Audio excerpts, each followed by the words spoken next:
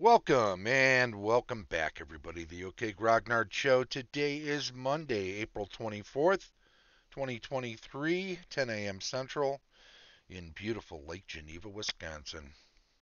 And today we're just going to jibber jabber a little bit about the state of my current 1E AD&D campaign. Easy enough, a good thing to talk about. I don't spend too much time talking about it on the channel because I can be a little too verbose sometimes and wind up spilling the beans about something that I don't want to spill the beans about. Spoiler alerts.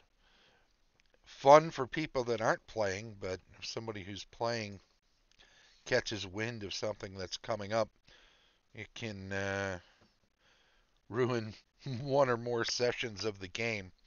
So I try to avoid doing too much discussion of what's going on in the 1E campaign. But it's been a little over a year, I think, now since we started up this campaign. It's the second one. Sarah says she will try to do her best not to metagame. It is true. Sarah's in the campaign. She's been probably the most consistent player. Have you only missed one session? I think Shane may have missed two. Nah, he just missed one, right? And I think you just missed one as well. By the way, sorry for the level mix-up, Sarah. By all means, I believe it was me who gave you told you twice to level up when you were only supposed to level up once, one of the times that you leveled up. So, my bad.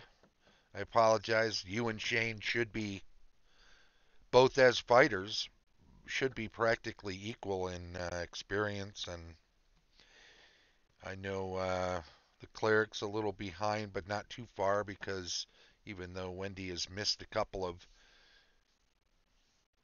more sessions than you guys, as a cleric, they advance pretty fast. So too Kim's thief, pretty quick to move up. Obviously, Colin started later, and for Daniel, who's missed a couple of times, being a magic user, does not advance very quickly, and also uh, because of missing a couple times, hasn't advanced as much. And that's all 6 players. But I don't remember Shane missing once. Nah, Shane did miss once, but it was one of those where we had to switch, I think.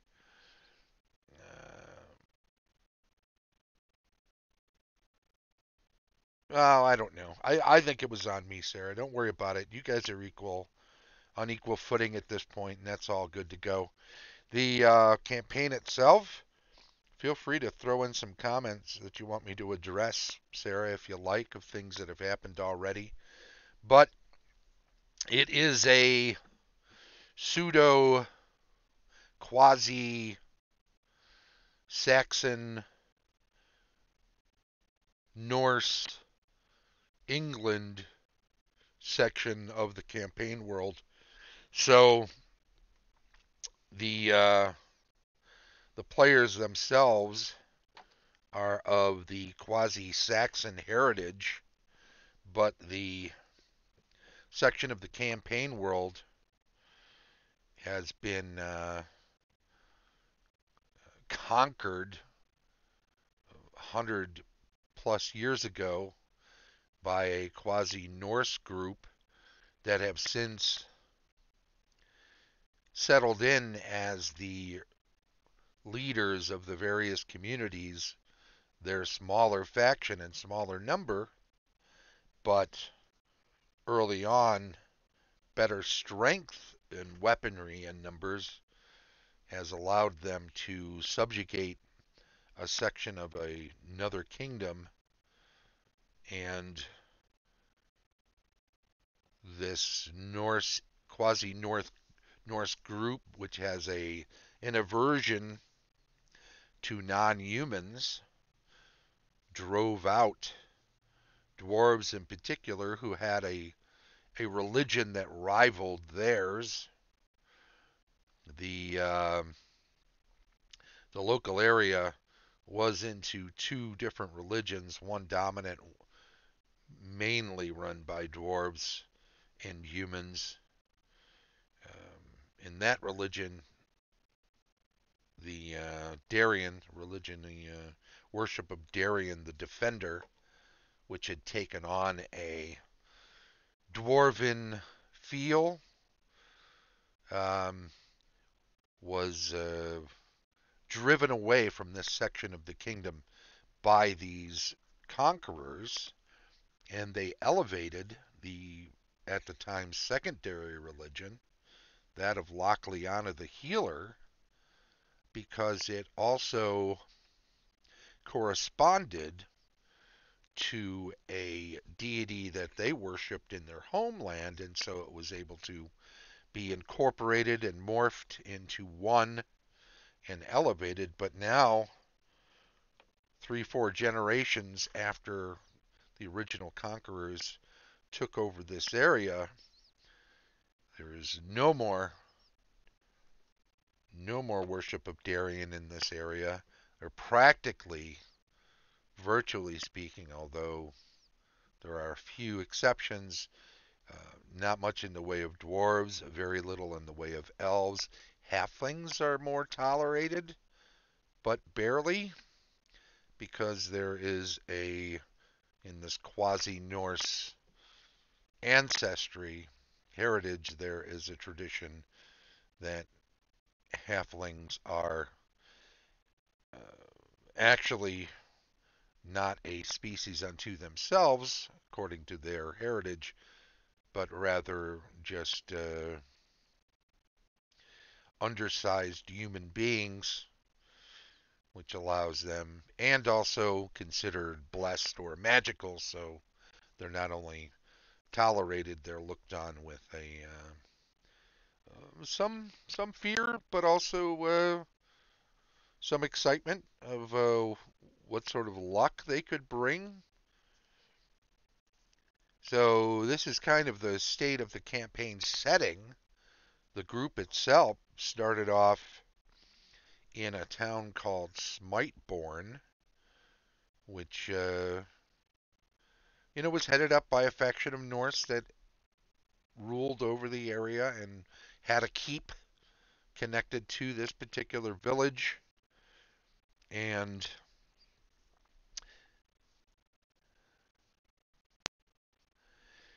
Sarah asks, crazy, what was the god the Norse like people worshipped in their home, and how did it change the worship of Lochliana?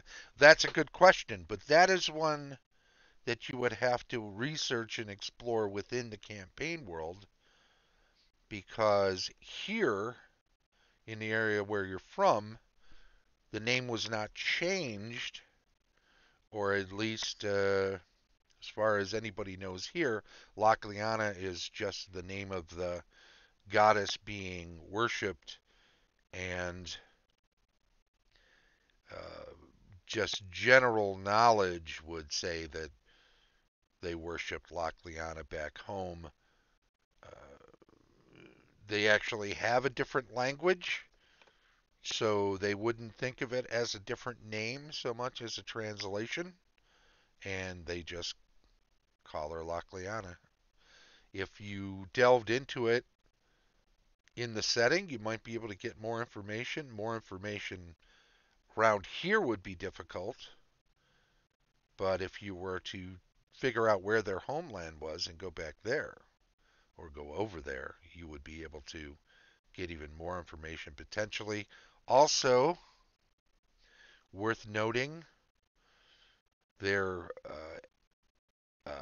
much like the North, they didn't have a written history, only a oral history, and 3, 4 generations after the conquering, a lot of information isn't doesn't continue to be held or professed or spoken by those here in the area they conquered. So a lot of things are difficult to research when it comes to these conquerors. I think also to address your question, they don't consider it a different god. So they wouldn't think of it, what's in a name really. Lochliana, for all intents and purposes, is who they worship here and who they've always worshipped, perhaps just with a different name, but that is 3, 4 generations in the past, and those that have been born here in the successive generations weren't raised with a lot of the oral traditions from the homeland. A lot of them that came here, much like with the actual Norse, weren't looking to go back. They were looking to settle, to conquer, and to strike out on their own away from those that were back home. So here we are. But a lot of it's hopefully interesting from that standpoint too. We will see within the world. Getting close to our time here. Any other questions you have though? I don't know if that probably wasn't a very satisfying answer to that question. Probably worth noting too that a couple of stipulations for the campaign were that it was going to take place in the area where it was set, that there wouldn't be dwarves as player characters, that elves and halflings would have to be not very well respected in the area. So if you took them, you're starting on the back foot. 2 players did, one an elf and one a halfling. The rest went with humans, and again, they were of the quasi-Saxon heritage. So even though it's been several generations, they are looked at. It's not a caste system per se, but they're not elevated into the inner circle. They aren't of the rulership.